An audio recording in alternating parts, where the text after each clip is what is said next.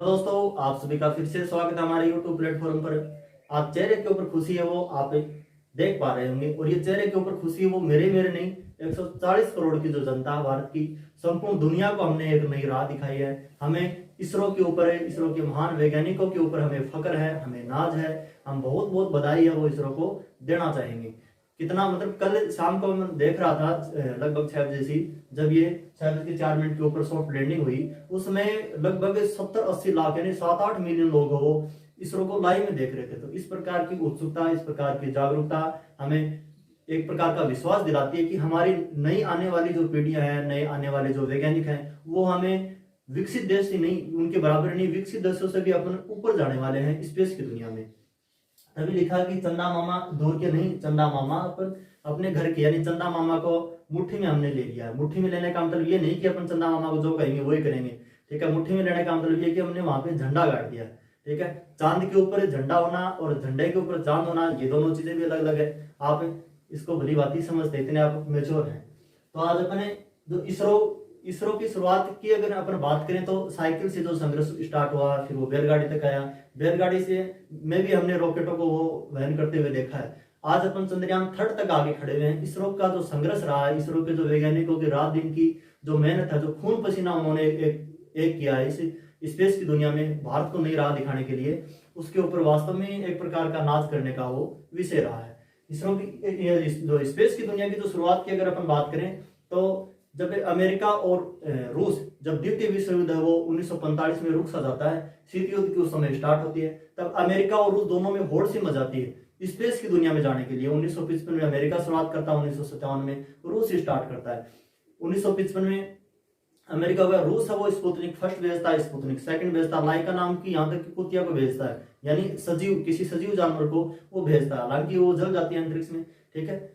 उसके बाद में अमेरिका है वो अपना आर्टिफिशियल जो सैटेलाइट है एक्सप्लोरर फर्स्ट को है वो भेजता है। उसके बाद में भारत के अंदर भी उस समय तक एक प्रकार की उदासीनता थी स्पेस को लेकर, लेकिन विक्रम साराभाई जैसे महान वैज्ञानिक है वो भारत की जन्मभूमि से पैदा हुए, जिनके मन में चल रहा था कि एक दिन अपन भी परचम लहराएंगे, जाके चुपके से पंडित जवाहरलाल नेहरू को इस बारे में बताते हैं कि हमें इस दुनिया में जाने की भी बहुत ज्यादा जरूरत है। जवाहरलाल नेहरू उस समय तत्कालीन 1962 में प्रधानमंत्री हुआ करते थे।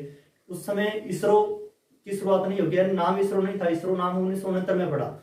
उस समय नाम क्या था, इनकोस्पार। 1962 में वो स्थापना होती है। धीरे धीरे हमने किस स्टेज से लेकर, यानी हमारा पहला रॉकेट कब गया, ठीक है, चंद्रयान कब फर्स्ट कब गया, मंगल मिशन है वो कब रहा, इस प्रकार की जानकारी अपन आज की वीडियो में डिस्कस करने वाले हैं। तो सबसे पहले विक्रम साराभाई ये क्या है, इसरो के जनक हो गए। इसरो नाम 1969 में पड़ा। इससे पहले इनकोस्पार था। 1963 में हमने अपना पहला रॉकेट साइकिल के ऊपर, देखो साइकिल से लेकर आज तक का संघर्ष है वो हम सब देख चुके हैं, हमारी पहले वाली पीढ़ियां वो भी देख चुकी हैं। यानी साइकिल से संघर्ष जो स्टार्ट हुआ वो आज चंद्रयान 3 तक आगे खड़ा हुआ है। पहली सैटेलाइट है वो हमने आर्यभट्ट नाम से 1975 में, सतीश धवन उस समय इसरो के अध्यक्ष थे। तो आर्यभट्ट जो कि भारत के बहुत महान गणितज्ञ थे, उनके नाम के ऊपर रखी गई। उसके बाद में पहला लॉन्चिंग व्हीकल रोहिणी नाम से SLV 3 1980 के अंदर हमने लॉन्च किया था। 1984 में स्पेस की दुनिया में हमने राकेश शर्मा जो कि इंडियन एयरफोर्स में विंग कमांडर थे उनको भेजा। ये भी एक भारत के लिए बहुत बड़ी बात थी कि हमने किसी आदमी को अंतरिक्ष में भेजने का जो प्रयास, सफल प्रयास है वो हमने किया। ये इसरो का बहुत बड़ा प्रयास था, बहुत बड़ी सफलता थी। उसके बाद में 2008 में हमने चंद्रयान फर्स्ट भेजा।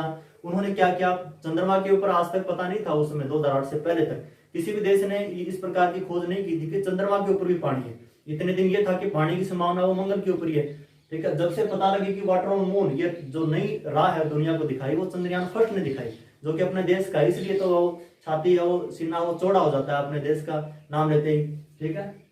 2013 में हमने पहला मंगल मिशन है वो हमने उसकी हमने सफलता पाई। 2019 में हमने चंद्रयान सेकंड भेजा। हालांकि सॉफ्ट लैंडिंग वहां पे नहीं हो पाई, लेकिन फिर भी हमने बहुत ज्यादा जो हमारी कमियां रही उनमें हमने सुधार किया, ठीक है। जब भी अपन कोई बड़ा काम करते हैं तो कमियां अक्सर वो रही जाती है, चाहे कोई भी काम करो। कोई भी थोड़े दिन पहले रूस ने भेजा लूना 25 क्रैश हो गया, इसका मतलब ये नहीं यानी कोई अगर हम कहीं असफल हो गए तो वो कोई शर्मनाक विषय नहीं है। असफलता ही है वो सफलता की नई राह वो दिखाती है। ये अपन को दैनिक जीवन में भी उतारने की जरूरत है।